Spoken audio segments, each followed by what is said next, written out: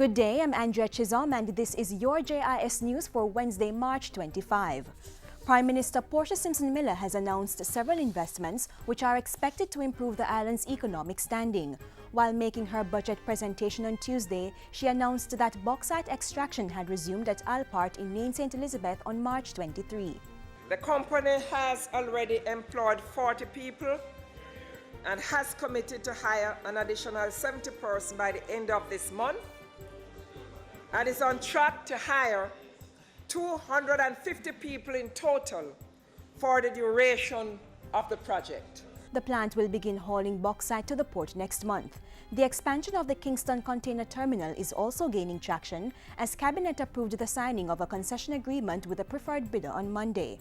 The contract will be signed on April 7, allowing Terminal Link CMA CGM Consortium to finance, expand and operate the Kingston Container Terminal. Those who murder pregnant young women will soon face harsher punishment before the courts. Prime Minister Portia Simpson Miller says the law is being amended to allow for stiffer penalties when a girl is murdered and the perpetrator knew that she was pregnant. This is to be treated as an aggravating feature in determining the sentence imposed by the court, so that the murderer receives significantly harsher punishment in the form of a longer sentence. Mrs. Simpson Miller said the nation could not allow the murder, rape, incest and other forms of abuse perpetrated against children to continue. She gave an assurance that her administration would be intensifying interventions to bring these perpetrators to book and hold them accountable. Meanwhile, Youth and Culture Minister Lisa Hanna is urging children and adults to speak up about sexual abuse against children. The minister was speaking at a Pond Corner reasoning session in Halfway Tree on Friday. She lamented that too many children were being abused, pointing out that the ministry gets 220 calls per week about child abuse.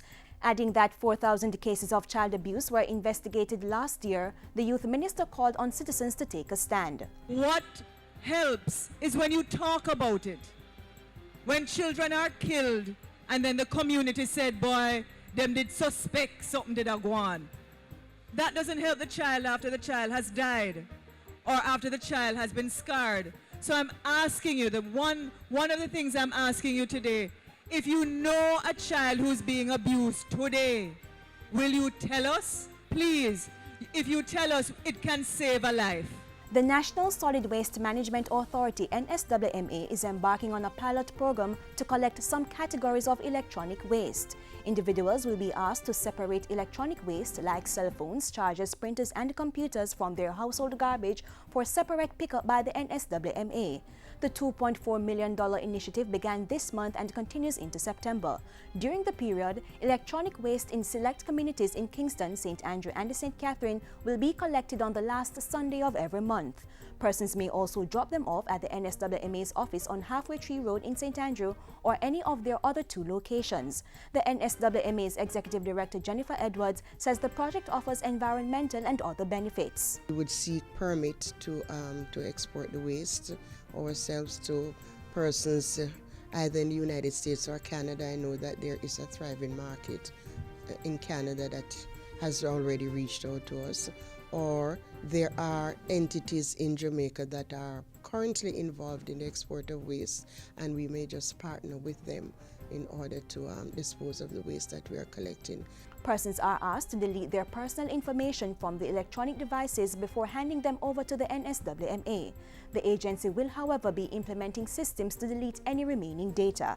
And finally, the Ministry of Education is pushing back the start time of this week's GSAT to minimize students' potential exposure to smog from the Riverton City disposal site. The usual start time of 9 a.m. has been changed to 9:30 a.m. for this Thursday and Friday sitting of the test. The ministry says it has been reliably informed that the smoke nuisance from Riverton appears early in the morning and goes away by 9 o'clock. All presiding examiners are advised to begin at the new approved time in order to protect the integrity of the exam.